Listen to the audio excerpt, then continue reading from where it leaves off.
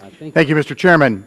The world has indeed changed. It's changed dramatically, and I call upon my Democrat colleagues, all of them, to reconsider this issue. It would be the height of arrogance to simply ignore the public expression as it occurred since this committee adjourned its markup on H.R. 3200.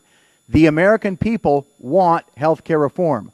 I have been fighting for health care reform since I got here in 1995, but the American people have made it clear they do not want the heavy hand of government, 1,026 pages of it in H.R. 3200. They do not want the command of the government telling every insurance company in America precisely what it must charge, precisely what it must cover, creating bureaucracy after bureaucracy to micromanage the industry. They do not want a public plan. They do not want an individual mandate. But, Mr. Chairman, there is vast agreement on things that we do agree upon on a bipartisan fashion. Every Republican and every Democrat in this Congress supports dealing with pre-existing conditions and not allowing Americans to go bankrupt because they are afflicted with one of those pre-existing conditions or chronic illnesses.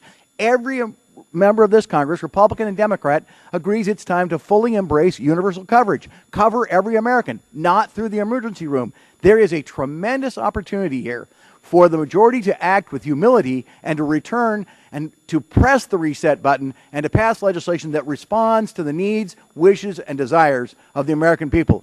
I implore you to do that, Mr. Chairman.